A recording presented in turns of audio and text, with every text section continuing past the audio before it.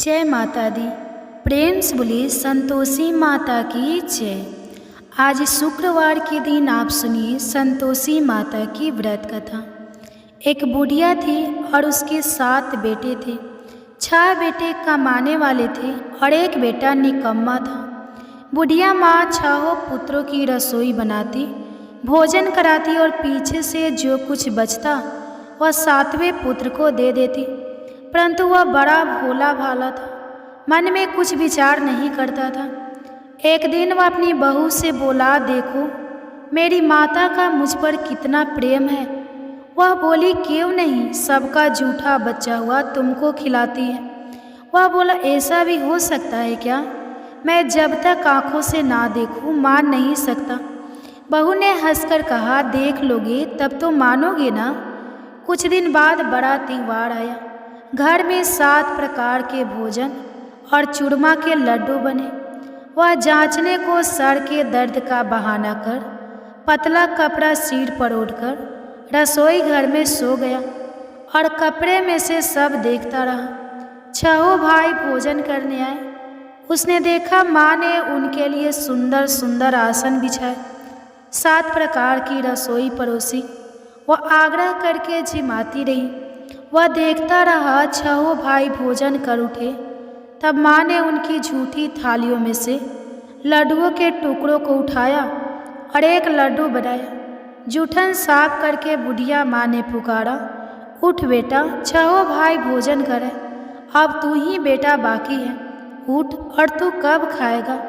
वह कहने लगा, माँ मुझे भोजन नहीं करना, मैं परदेश जा रहा हूँ। माता ने कहा, कल जाता तो आज ही जा। वह बोला, हाँ माँ, आज ही जा रहा हूँ। यह कहकर वह घर से निकल गया। चलते समय उसे बहू की याद आई। वह गौशाला में कंडे थाप रही थी। वह उसे जाकर बोला कि मेरे पास तो कुछ नहीं है, यह अंगूठी है सो ले लो और अपनी कुछ निशानी मुझे दे दो। वह बोली कि मेरे पास क्या है, यह गोबर भरा हाथ है। यह कहकर उसकी पीठ में गोबर के हाथ की थाप मार दी और वह चल दिया। चलते चलते दूर देश में पहुंचा। वहाँ पर एक साहूकार की दुकान थी। वहाँ जाकर बोला, भाई मुझे नौकरी पर रख लो। साहूकार को नौकर की ज़रूरत थी। साहूकार उससे बोला, तू नौकरी पर रह जा। लड़के ने पूछा, तनख्वाह क्या रहेगी? साहूकार ने कहा, काम देखकर दाम मिलेंगे। साहूकार की नौकरी मिल गई। वह सवेरे 6 बजे से रात्रि 12 बजे तक नौकरी करने लगा।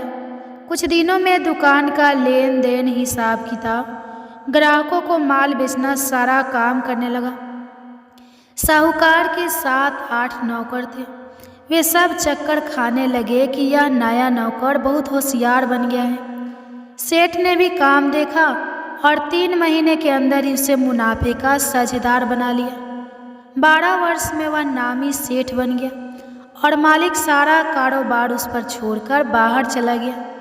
अब बहू पर क्या बीती वह सुनो। सास ससुर उसे दुख देने लगे। सारी गृहस्थी का काम करा के उसे लकड़ी लेने जंगल में भेजते। इस बीच घर की रोटियों के आटे से भी जो भूसी निकलती, उसकी रोटी बनाकर रख दी जाती और फूटे नारियल की नरेली में पानी। इस तरह दिन बीतते रहे। एक दिन वह लकड़ी लेने जा रही थी कि रास्ते में बहुत सी स्त्रियां संतोषी माता का व्रत करती दिखाई दी। वहाँ यह खड़ी होकर कहने लगी, बहनों, यह तुम किस देवता का व्रत करती हो और इसके करने से क्या फल होता है? इस व्रत के करने की क्या विधि है? यदि तुम अपने इस व्रत का विधान मुझे समझाकर कहोगी तो मैं तुम्हारा बड़ा एहसान मानूंगी। तब उनमें से एक स्त्री बोली, सुनो, यह संतोषी माता का व्रत है। इसके करने से निर्धनता, दरिद्रता का नाश होता है, लक्ष्मी आती है, मन की चिंताएं दूर होती है, घर में सुख होने से मन को प्रसन्नता और शांति मिलती है, निपुत्री को पुत्र मिलता है, प्रीतम बाहर गया हो तो शीघ्र आता है, कुंवारी कन्या को मनपसंद वर मिलता है, राज्य द्वार में बहुत दिनों से मुकदमा चलता हो तो वह भी खत्म होता है, कलह क्लेश की निवृत्ति हो, सुख शांति हो, घर में धन जमा हो, पैसा जायदाद का लाभ हो और भी मन में जो कुछ कामना हो वह सब इस संतोषी माता की कृपा से पूरी होती है। स्त्री कहने लगी, 1.25 आने का गुड़ चना लेना, इच्छा हो तो 5.25 आने का लेना या 1 रुपया का भी सहूलियत के अनुसार ही लेना। बिना परेशानी, श्रद्धा और प्रेम से जितना भी बन सके सवाई लेना। 5.25 पैसे से 5.25 आने तथा इससे भी ज़्यादा शक्ति और भक्ति के अनुसार ले लेना। हर शुक्रवार को निराहार रहकर कथा कहना और सुनना। इसके बीच कर्म टूटे नहीं, लगातार नियम पालन करते रहना। सुनने वाला कोई ना मिले तो घी का दीपक जलाकर उसके आगे जल के पात्र को रखकर कथा कहना, परंतु नियम ना टूटे। जब तक कार्य सिद्ध न हो नियम पालन करना और कार्य कर सिद्ध हो जाने पर व्रत का उद्यापन करना। 3 मास में माता फल पूरा करती है। यदि किसी के खोटे ग्रह हो तो भी माता 1 वर्ष में अवश्य कार्य सिद्ध करती है। कार्य सिद्ध होने पर ही उद्यापन करना चाहिए, बीच में नहीं करना चाहिए। उद्यापन में 2.5 सेर आटे का खाजा तथा इसी अनुसार से खीर तथा चने का साग बनाना। 8 लड़कों को भोजन कराना। जहाँ तक मिले देवर, जेठ, भाई, बंधु, कुटुंब के लड़के लेना। ना मिले तो रिश्तेदारों और पड़ोसियों के लड़के बुलाना। उन्हें भोजन कराकर यथाशक्ति दक्षिणा देना और माता का नियम पूरा करना। उस दिन घर में कोई खटाई नहीं बनाना। यह सब सुनकर बुढ़िया की बहू वहाँ से चल दी। रास्ते में लकड़ी के बोझ के बेच दिया और उन पैसों से गुड़ चना लेकर माता के व्रत की तैयारी करने लगी। आगे चली और सामने मंदिर है। यह सुनकर माता के मंदिर में जाकर माता के चरणों में लौटने लगी। इसके बाद वह माँ से विनती करने लगी कि हे माँ, मैं निपट मूर्ख हूँ, व्रत के नियम कुछ नहीं जानती हूँ, मैं बहुत दुखी हूँ। हे माता, हे जगजननी, मेरा दुख दूर करो, मैं आपकी शरण में हूँ। माता को दया आई। एक शुक्रवार बीती कि दूसरे शुक्रवार को ही इसके पति का पत्र आया और तीसरे को उसका भेजा हुआ पैसा भी आ पहुँचा। यह देखकर जेठानी मुंह सिकोड़ने लगी, इतने दिनों में इतना पैसा आया, इससे क्या बढ़ाव है। लड़के ताने देने लगे कि काकी के पास अब पत्र आने लगे, रुपए आने लगा, अब तो काकी की खातिरदारी बढ़ जाएगी, अब तो काकी बुलाने से भी नहीं बोलेगी। बेचारी सरलता से यह कहती है कि भैया पत्र आएगा, रुपए आएंगे तो हम सबके लिए अच्छा है। ऐसा कहकर आंखों में आंसू भरकर संतोषी माता के मंदिर में आकर मातेश्वरी के चरणों में गिरकर रोने लगी। माँ, मैंने तुमसे पैसा नहीं मांगा, मुझे पैसे से क्या काम है, मुझे तो अपने सुहाग से काम है, मैं तो अपने स्वामी के दर्शन और सेवा मांगती हूँ। तब माता ने प्रसन्न होकर कहा, जा बेटी, तेरा स्वामी आएगा। यह सुनकर खुशी से वह बावली होकर घर जाकर काम करने लगी। अब संतोषी माँ विचार करने लगी, इस भोली पुत्री से मैंने कह तो दिया कि तेरा पति आएगा, पर आएगा कहाँ से? वह तो इसे स्वप्न में भी याद नहीं करता। इसे याद दिलाने तो मुझे ही जाना पड़ेगा। इस तरह माता उस बुढ़िया के बेटे के पास जाकर स्वप्न में प्रकट होकर कहने लगी, साहूकार के बेटे, सोता है या जागता है?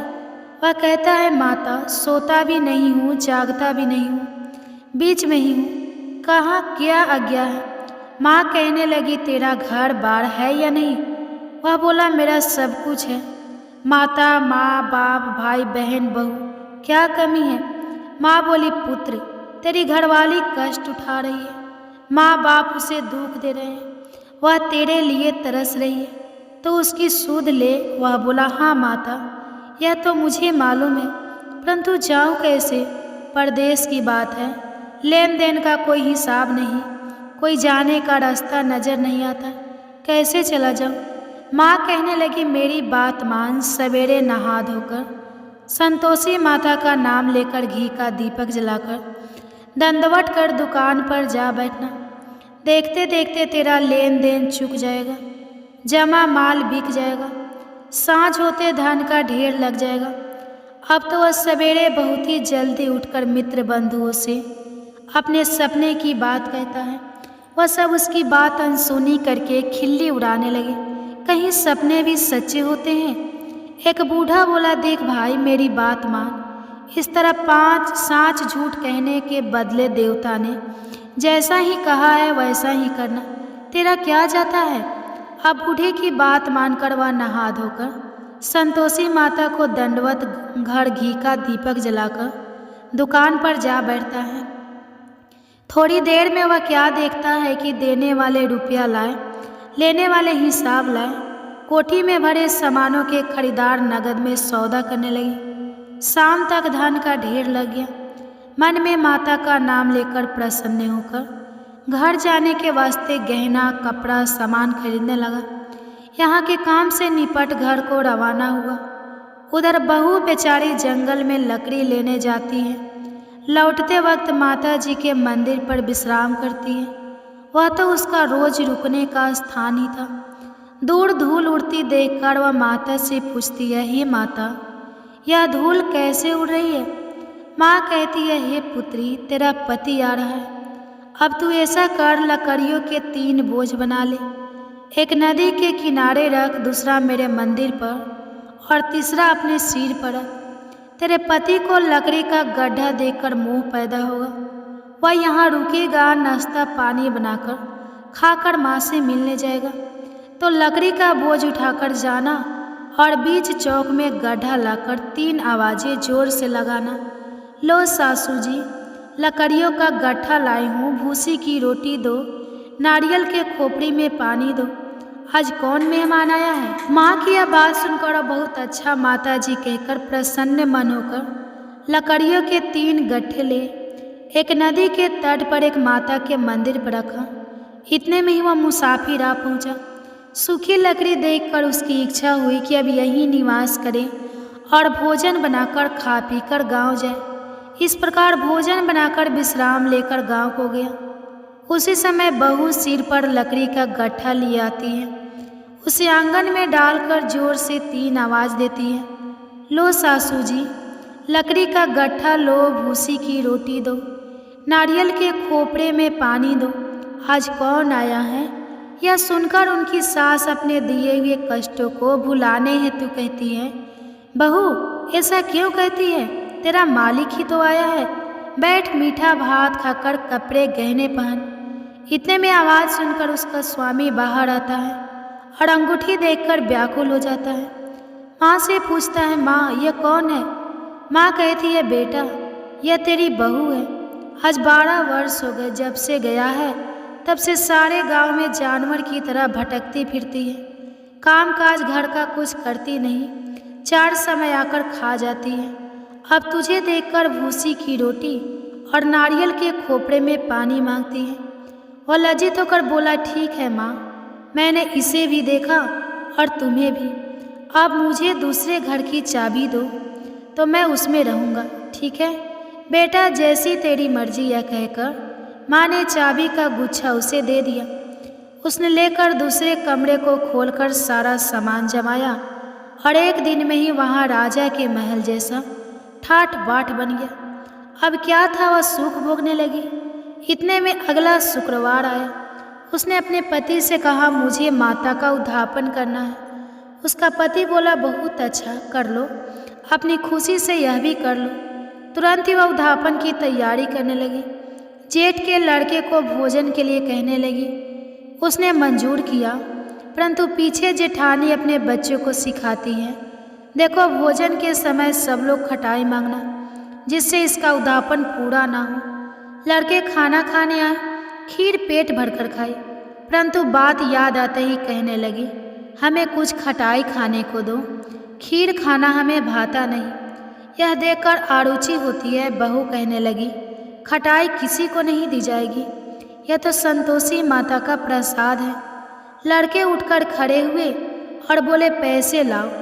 भोली बहू कुछ जानती नहीं थी, सो उन्हें पैसे दे दिए। लड़के उसी समय उठकर इमली लेकर खाने लगे। यह देखकर बहू पर माता ने कोप किया।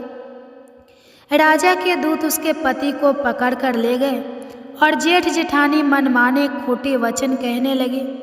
लूट लूट कर धन इकट्ठा कर लाया था, सो राजा के दूत उसे पकड़ कर ले गए हैं। अब सब मालूम हो जाएगा जब जेल की रोटी खाएगा।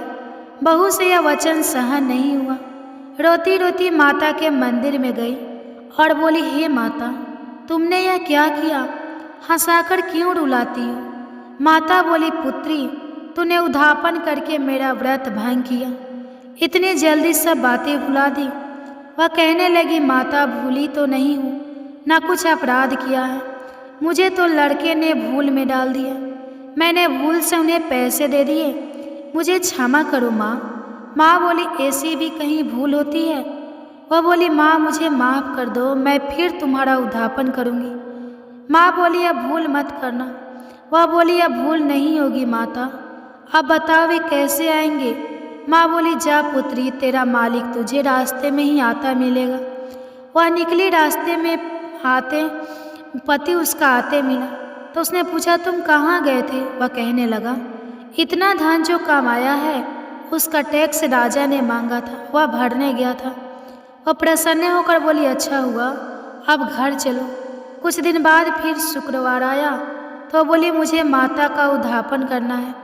पति ने कहा, कर लो। वह फिर जेठ के लड़के को भोजन को कहने लगी तो जेठानी ने एक दो बातें सुनाई और लड़के को सिखा दिए कि तुम पहले ही खटाई मांग लेना। लड़के कहने लगे कि हमें खीर खाना नहीं भाता, कुछ खटाई खाने को दो। तो बहू बोली, खटाई खाने को नहीं मिलेगी, खाना हो तो खाओ। यह कहकर ब्राह्मणों के लड़के लाकर भोजन कराने लगी। यथाशक्ति दक्षिणा की जगह एक एक फल उन्हें दिया। इससे संतोषी माता प्रसन्न हुई।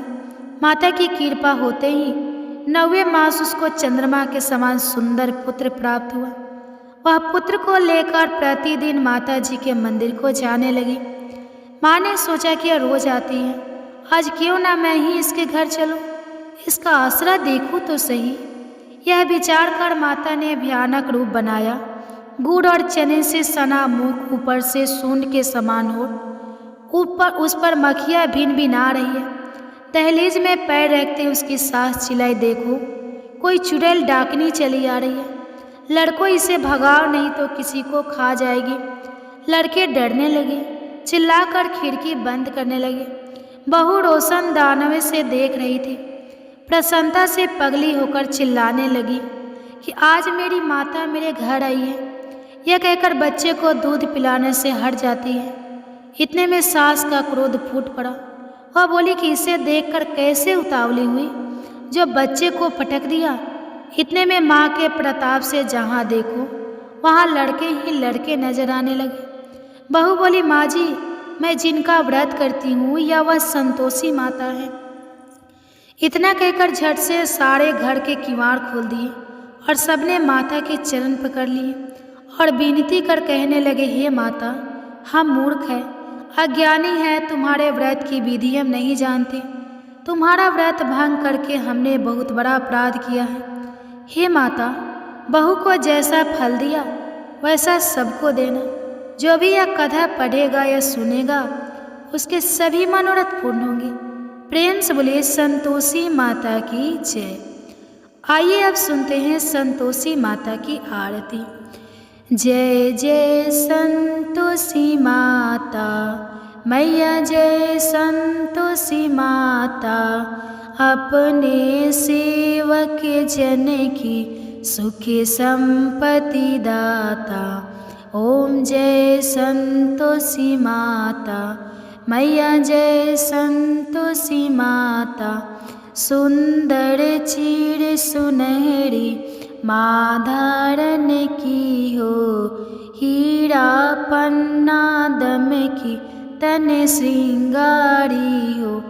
ओम जय संतोषी माता मैया, जय संतोषी माता, गेरू लाल छटावन छवि बदन कमल सोहे, मंद हसत करुणामय, मंद हसत करुणामय, त्रिभुवन जन मोहे। जय संतोषी माता। ओम जय संतोषी माता। स्वर्ण सिंहासन बैठी चवड़े ढूरे प्यारे, धूप दीप मधुमेवा भोग धरे न्यारे। ओम जय संतोषी माता। मैया जय संतोषी माता।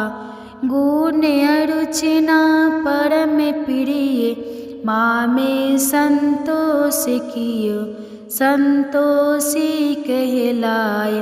भक्तन वैभव दियो। ओम जय संतोषी माता। मैया जय संतोषी माता। शुक्रवार प्रिय मानत आज दिवस सो भक्त मंडली छाई, गाथा सुनत मोही। ओम जय संतोषी माता। मैया जय संतोषी माता। मंदिर जगमगे ज्योति, मंदिर जगमगे ज्योति, मंगल ध्वनि छाई। विनय करे हमें बालक, विनय करे हमें बालक, चरण में सिर नाई। ओम जय संतोषी माता। मैया जय संतोषी माता। भक्ति भाव में पूजा अंगीकृत कीजिए, जो मन बसे हमारी इच्छा फल दीजिए। ओम जय संतोषी माता। मैया जय संतोषी माता। दुखी दूर दरिद्री रोगी संकट मुक्त कियो, बहुधन धाने भरे घरे सुख सौभाग्य दिए। ओम जय संतोषी माता। मैया जय संतोषी माता। ध्यान धरियो जिसे जननी, मन वांछित फल पाया। पूजा कथा श्रवण कर घरे आनंद आया। ओम जय संतोषी माता। मैया जय संतोषी माता। शरण गहे की लज्जा रखियो जगदम्बे, संकट तू ही नियारे दया माई अम्बे। ओम जय संतोषी माता। मैया जय संतोषी माता। संतोषी माँ की आरती जो कोई नर गावे, मैया जो कोई नर गावे, रिद्धि सिद्धि सुख संपत्ति जी भर कर पावे। ओम जय संतोषी माता। मैया जय संतोषी माता। ओम जय संतोषी माता। मैया जय संतोषी माता। प्रेम से बोलिए संतोषी माता की जय। आपको आज की कथा पसंद आए तो वीडियो को लाइक करके चैनल को ज़रूर सब्सक्राइब करिएगा और कमेंट्स में संतोषी माता की जय भी जरूर लिखिएगा। इसी के साथ आज आप हमारे चैनल पर और भी कथाएं सुन सकते हैं। ठीक है, तो प्रेम से बोलिए संतोषी माता की जय।